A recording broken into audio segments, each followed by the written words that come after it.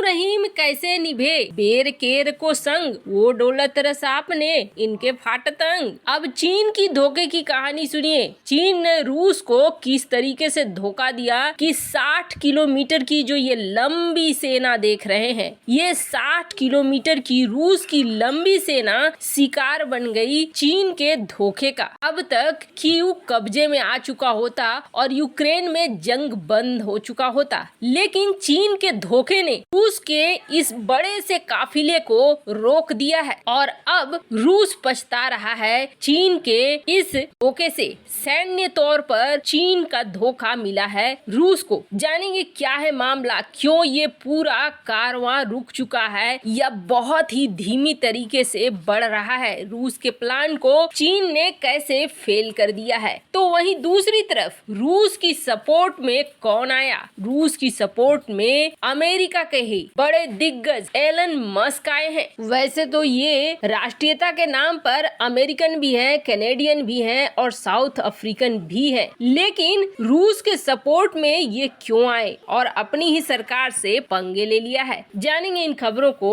विस्तार से। दुनिया के सबसे अमीर इंसान और स्टारलिंक इंटरनेट कंपनी के मालिक एलन मस्क ने रूस और यूक्रेन के बीच चल रहे 10 दिनों से जारी इस जंग में बड़ा ऐलान कर दिया है। मस्क ने जो ऐलान किया है वो अमेरिका के कान खड़े जरूर कर देगा। मस्क का कहना है कि उसकी कंपनी के ऊपर, जो स्टारलिंक कंपनी है, उसके ऊपर कुछ सरकारें दबाव बना रही है और ये कह रही है कि रूस के जितने न्यूज संगठन है उनको अपने प्लेटफॉर्म पे ब्लॉक कर दो, क्योंकि रूसी न्यूज संगठन प्रोपेगेंडा चला रहे हैं। दरअसल पूरा मामला क्या है तो आप जानिए। यूक्रेन को स्टारलिंक की सेवाएं दे रहा है एलन मस्क की कंपनी स्टारलिंक और ये इंटरनेट प्रोवाइड कर रहा है, लेकिन हो ये रहा है कि इस पर ऐसे खबरें या आर्टिकल भी आ रहे हैं जो रूस के सपोर्ट में है और यूक्रेन के खिलाफ है। ऐसे में जो इस यूक्रेन के साथ खड़े हैं वो दबाव बना रहे हैं एलन मस्क के ऊपर कि जितने रूसी संवाद वाले वेबसाइट हैं या आर्टिकल हैं उनको आप डिलीट कर दो, उनको आप नहीं रखो, उनको बैन कर दो। पर इस पर एलन मस्क ने बहुत तगड़ा जवाब दिया। उन्होंने कहा कि कौन प्रोपेगेंडा नहीं फैला रहा है, सब तो वही कर रहे हैं, कुछ कम कर रहे हैं, कुछ ज्यादा कर रहे हैं।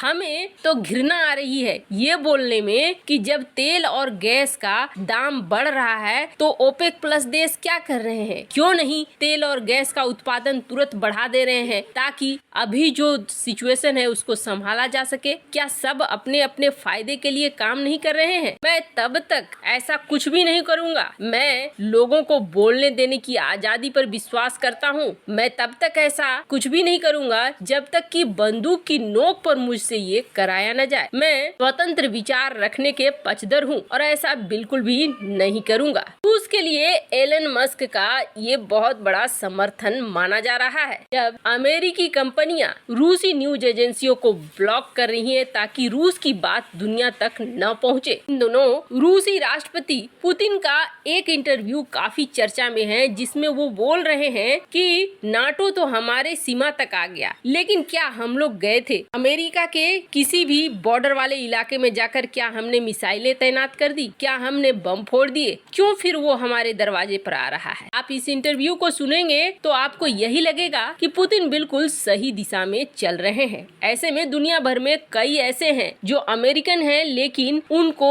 पुतिन की बातें ज्यादा सही लग रही है। खैर, यहाँ जो सब कुछ हो रहा है इसके अलग एक बड़ा कांड कर दिया है चीन ने, और चीन ने जो कांड किया है उससे आंखें खुल गई है पूरी दुनिया भर की। हाल ही में एक तस्वीर बहुत वायरल हुई और ये तस्वीर थी 60 किलोमीटर रूसी सेना की काफिले की। ये इतनी बड़ी सेना का काफिला जा रहा था यूक्रेन की